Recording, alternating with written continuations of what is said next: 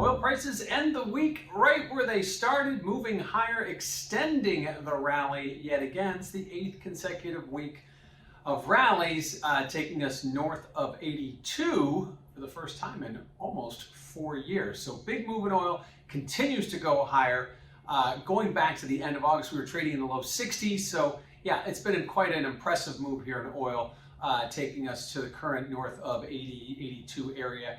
As we head into the weekend. Rig counts came out late Friday. They were up another 12 to 445. Just to give you a better picture, rig counts were a low of 176 at the pit of the pandemic. So we've made a big move up to 445, but we are still well shy of where we were prior to the pandemic when rigs were hovering just below 700. So again, we're seeing oil prices move up higher, highest we've seen in 4 years. Rig counts are making a big move here. Typically, oil is a great barometer for the economy, for the global economy, that is. But in this case, it may be a little bit of supply and demand tweaking in there as well, and we'll talk about that in a moment. But again, oil going out strong again this week, the 8th consecutive week of gains. Now, what does this mean for volatility? Well, if you check out that CVOL index over at cmegroup.com, you will notice that as oil has been rallying for these last few months, we've seen volatility coming down until the end of this week, where things started to flatten out a little bit as we extended to those multi-year highs.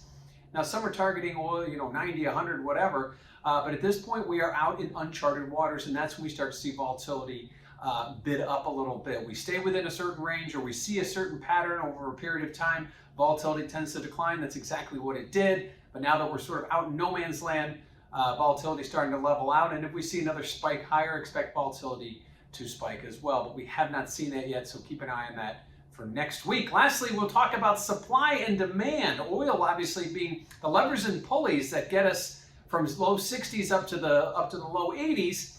Clearly, it's a demand issue. It's a great barometer, as I said, for the global economy. But when you look at what's happening in nat gas and coal, the shortages, now oil starting to bleed into their markets. So there is a rising demand, and maybe we don't have all that supply. Now that's, as we look ahead to the next OPEC meeting in November, they're expected to increase production again, as they've been doing for the last several months.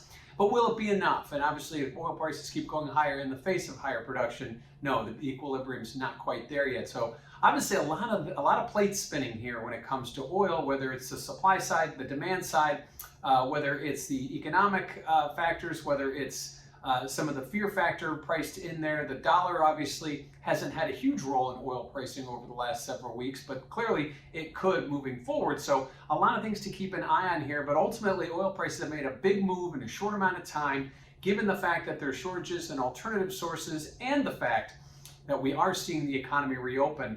A lot of that has to do with what we're seeing in oil today. So ending the week exactly where we started, seeing oil prices rally for the 8th consecutive week as we move forward towards the next OPEC meeting in early November.